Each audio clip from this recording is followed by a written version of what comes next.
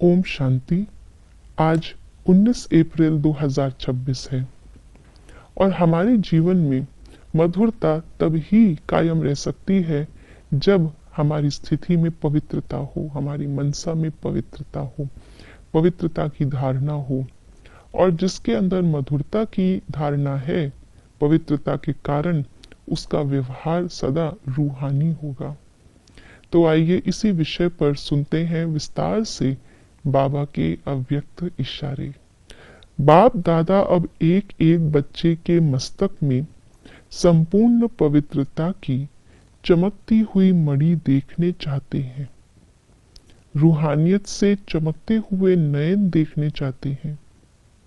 बोल में मधुरता, विशेषता, अमूल्य बोल सुनने चाहते हैं और कर्म में संतुष्टता, निर्माणता सदा देखने चाहते हैं। आज बाबा ने एक देवता के और देवता बनने वाले एक फरिश्ता के और फरिश्ता बनने वाले एक ब्राह्मण के फीचर्स क्या होने चाहिए वो बताया है। सबसे पहले मस्तक। बाबा कहते हैं एक ब्राह्मण जो फरिश्ता बनने वाला है और जो फरिश्ता देवता बनने वाला है, उसके ललाट पर, उसके मस्तक पर हमेशा पवित्रता की झलक दिखाई देगी। पवित्रता से चमक रही आत्मिक मणि दिखाई देगी। वो पवित्रता जो उसके अंदर की शुद्धता भी है और उसके आचरण में, दूसरों के साथ व्यवहार में आने पर दूसरों में वो क्या देख रहा है, दूसरों के अंदर पवित्र दृष्टि से आत्मा भाई को देख रहा है, दूसरों की कमी कमजोरियों को नहीं, उनकी विशेषताओं को देख रहा है। इससे वो मणि पवित्र बनकर के चमक रही है। पतित पावन के साथ योग लगा करके अपने सारे पुराने विकर्मों को, कड़वाहट को, माया ने जितने भी हमारे आत्मा पर घाव दिए हैं, उन सबको बाबा की याद से भर रहा है। तब जाकर के वो मणि कंप्लीट नजर आती है, चमकती हुई संपूर्ण नजर आती है। तो ये बाबा कह रहे हैं सबसे पहले ब्राह्मण आत्माओं का ललाट ऐसा होना चाहिए। फिर ललाट से नीचे आते हैं नयन।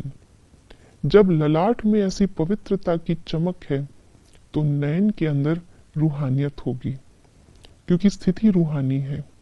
आत्मा ही समझ करके परमात्मा को याद कर रहे हैं और हर परमात्मा की रचना, परमात्मा की संतान को उसी दृष्टि से देख रहे हैं। यही नैनों की रूहानियत है। उसके नीचे आते हैं तो बोल हमारे मधुरता संपन्न हो, विशेषताओं से संपन्न हो, दूसरे को उसकी विशेषता बता करके उठाने वाले हों, दूसरे को गिराने वाले नहीं, अपमानित करने वाले नहीं। तो एक आत्मा दूसरी आत्मा को भी उसी दृष्टि से देखेगी, जैसे एक राजा दूसरे को भी उसी रॉयल्टी से दिखता है, ऐसे। और उसके बाद फिर आता है पूरा शरीर, सारी कर्मेंद्रियां। तो हमारे कर्म, जब हमारे मनसा के अंदर पवित्रता है, नैनों में रूहानियत है, बोल में मधुरता है, बोल हमारे विशेषता संपन्न है, तो कर्म भी हमारे दूसरों का चरित्र निर्माण करने वाले और स्वयं नम्र चित्त वाले होंगे। तो ऐसा चित्र बाबा हम ब्राह्मणों का बना रहे हैं। ऐसे चित्र वाले ब्राह्मण ही संपूर्ण स्थिति को प्राप्त करके फरिश्ता और फरिश्ता के बाद देवता बनेंगे। ओम शांति।